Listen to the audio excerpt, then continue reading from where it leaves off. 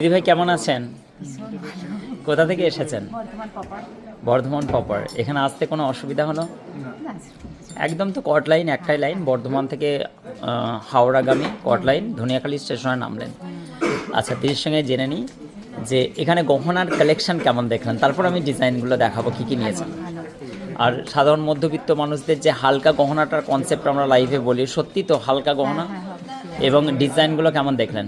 অপূর্ব, unique, আলাদা ধরনের।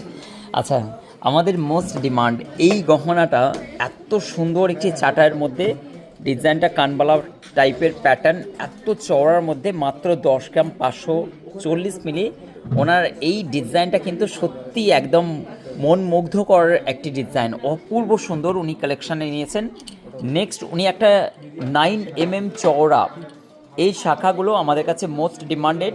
আপনারা HYD কোড ট্রেডমার্ক আমাদের লোগো সমেত দেখতে পেয়ে যাচ্ছেন। এবং এই ডিজাইনগুলো উনি নিয়েছেন, তারই সঙ্গে এই গহনাটা উনি পারচেস করেছেন পলা। প্রত্যেকটা HYD কোড হলমার্ক দেখে নিয়েছেন। মেকিং চার্জ আমাদের এখানে সবসময়ের জন্য 8.5%, কখনো 8% বিয়ের গহনা। সাধারণ মধ্যবিত্ত মানুষদের জন্য কি বলবেন? ভীষণ কমফোর্টেবল জোন আর কি বলা যায় এটা। একদম। কারণ এখন যা সোনার দাম, তাতে মধ্যবিত্ত ফ্যামিলিদের খুবই খুবই ভালো। কারণ মেকিং চার্জ যদি অত্যাধিক হয় তাহলে পরে তো আমাদের সেটাই প্রবলেম হয় অন্যান্য কাউন্টারে, বলে এক কিন্তু হয় এক। আমাদের বর্ধমানে তো বড় বড় শোরুম আছে। জি জি জি।